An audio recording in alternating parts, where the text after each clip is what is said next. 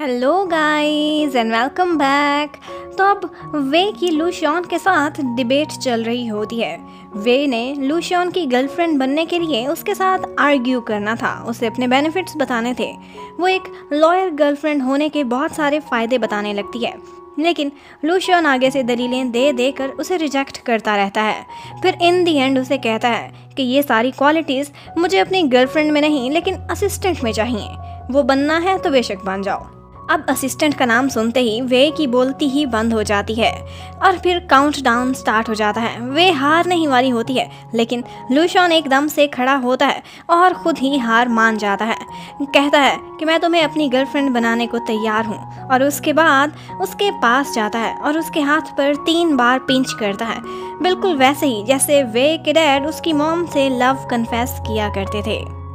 वे खामोश रहती है, लेकिन बाद में फिर हर जगह लूशियन उसके करीब आने की कोशिश करता रहता है, लेकिन वे बार बार उसको इग्नोर करती है। कहती है कि हम कोक और मेंटोस हैं, बिल्कुल भी इकट्ठे नहीं रह सकते वरना एक्सप्लोजन हो जाएगा।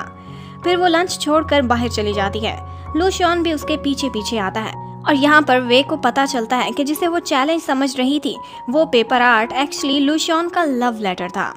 लूशियन पूछता है कि क्या तुम मुझे लाइक करती हो कि नहीं, तो वे सोचती है कि बॉस के साथ रिलेशनशिप नहीं, मैं ये नहीं कर सकती। लेकिन लूशियन वहाँ उसके हर बहाने और एक्सक्यूज को रीजनिंग के साथ ओवररूल करता रहता है, तो वे को मजबूर होकर कहना पड़ता है कि अभी मैं बहुत कंफ्यूज हूँ।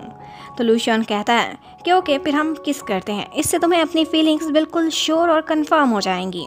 लेकिन वे घबरा जाती है, कहती है कि अभी नहीं, कल सोचेंगे। फिर रात को वे लूशियन को याद कर रही होती है और उसी टाइम पर लूशियन उसके हॉस्टल के बाहर 12 बजने का इंतज़ार करते हुए किसिंग प्रैक्टिस कर रहा था। जैसे ही डेट चेंज होती है तो वो वे को मैसेज करके बाहर आने को कहता है।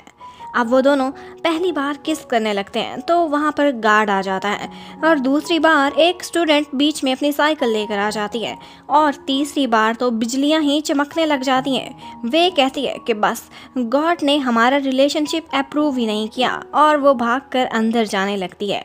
लेकिन लूशियन हार मानने वाला नहीं था, वो भी उसके पीछे पीछे चला गया था।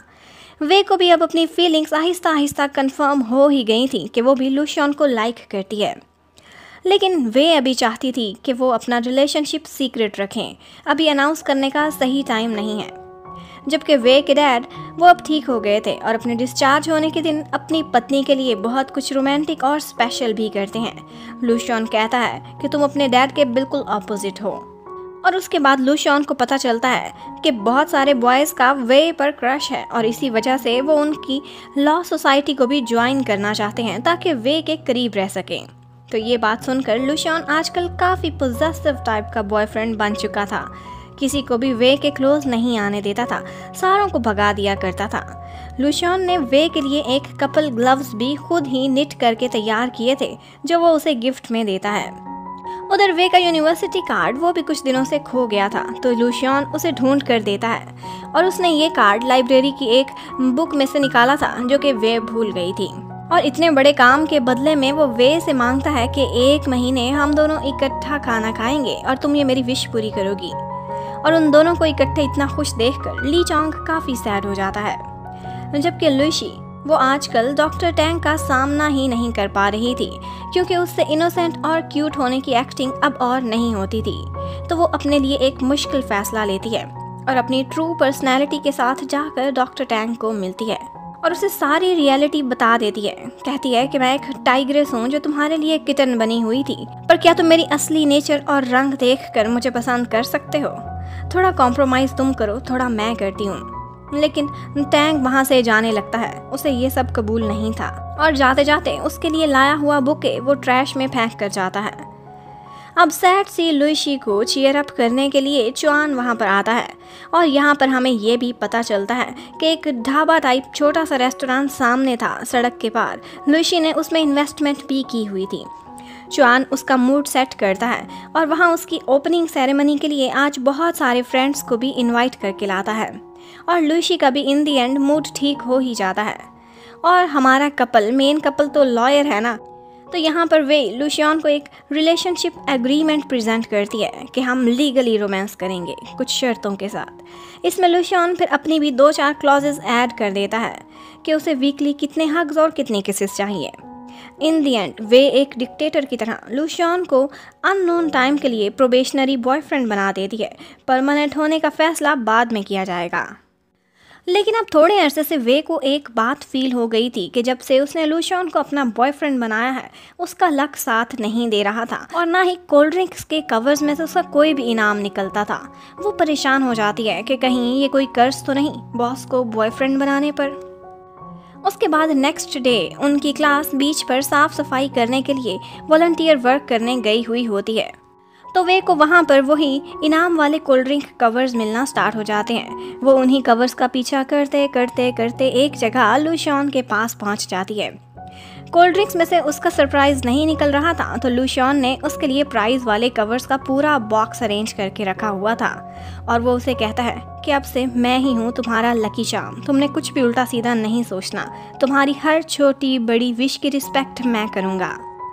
और फिर यहाँ पर उन दोनों को किस करते हुए उनकी पूरी क्लास देख लेती है, यानी कि अब उनका रिलेशनशिप ऑफिशियली अनाउंस हो गया था। पर ये सब कुछ जानने और देखने के बाद ज़ीशिन काफ़ी सैड हो जाती है, उसका दिल टूट जाता है और वो अपने बचपन को याद करती रहती है। फिर वो अकेले में वे को जाकर मिलती है और यहाँ वे को पता चलता है कि डेट पर ज़ीशिन ने नहीं बल्कि लूशियन ने उसे रिजेक्ट किया था। लूशियन के दिल में कभी भी उसके लिए कोई फीलिंग्स नहीं थी। वो ज़ीशिन को यही कन्फ्यूजन दूर करने के लिए उस दिन मिला था। वे को गिल्टी फील होने लगता है, लेकिन ज़ीशिन कहती है कि इसमें तुम्हारा कोई कसूर नहीं, लेकिन मैं लूशियन को लाइक करना अभी नहीं रोक सकती। दूसरी तरफ ली चोंग को दिखाते हैं कि वो वे की याद में हर टाइम देवदास बना फिरता है और उसके बाद हमें पता चलता है कि लूशियन ने वे का एक सपना पूरा करने के लिए एक वेलफेयर टाइप की लीगल वेबसाइट बनाने की कोशिश की हुई थी। उसे सोशल वर्क का काफ़ी शौक था और ये वे का सपना था जो लूशियन से उसने शेयर किया था। वे भी उसके लैपटॉप में ये सारा कुछ देख लेती है और बाद में जब लूशियन वहाँ आता है तो वो उसे मशवरा देती है कि तुम इसकी बजाय एक ऐप क्यों नहीं बनाते, फ्यूचर में ऐप्स ज़्यादा हैंडी और पॉपुलर होंगे। लेकिन लूशियन फ्यूचर से तो होकर आया नहीं था, उसे ये आइडिया बिल्कुल भी पसंद नहीं आता और इसी बात पर दोनों की आपस में लड़ाई हो जाती है। वे सोचती है कि ये आज भी बिल्कुल बॉस की तरह मुझ पर हर टाइम ऑर्डर चलाता है, मेरे आइडियाज़ को रिस्पेक्ट ही नहीं देता, अपनी मर्जी करता है। और उसके बाद नेक्स्ट डे उनका टीचर क्लास में बताता है कि इस साल का आर्ट फेस्टिवल हमारी यूनिवर्सिटी होस्ट कर रही है और हमारे लॉ डिपार्टमेंट ने भी इसमें एक प्रोग्राम परफॉर्म करना है। लेकिन और किसी के पास उस टाइम पे कोई आइडिया नहीं था सिवाय लुईशी के। वो सिंगिंग करके कुछ एक्स्ट्रा सा परफॉर्म करना चाहती थी और यही उसका पैशन था।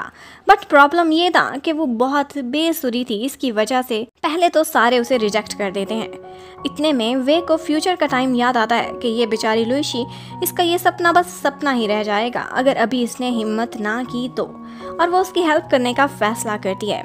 अब वे के पीछे पीछे लूशियन और फिर पूरी क्लास लुईशी को कॉन्फिडेंस दिलाती है। अब लुईशी के पास सारों की सपोर्ट थी, लेकिन इवेंट होस्ट जो टीचर थे उनको इनका प्रपोजल बिल्कुल भी पसंद नहीं आया था। उनको वो स्टोरी और परफॉर्मेंस काफ़ी कॉम्प्लेक्स टाइप की लग रही थी, तो पूरी क्लास उनको यही समझाने में लग जाती है। जब वो लेक्चर के लिए आते हैं तो क्लास में उनको अपने आइडियाज़ सुनाने लग जाते हैं और जब वो मेस में जाते हैं तो वहाँ पर भी उनको अपने परफॉर्मेंस से रिलेटेड हर बात समझाना शुरू कर देते हैं। इवन कि वो तंग आकर टॉयलेट में चले जाते हैं और वहाँ पर भी वो लोग उनका पीछा नहीं छोड़ते। और यहीं पर ये पार्ट ख़त्म होता है। Thank you for watching, stay connected, bye bye.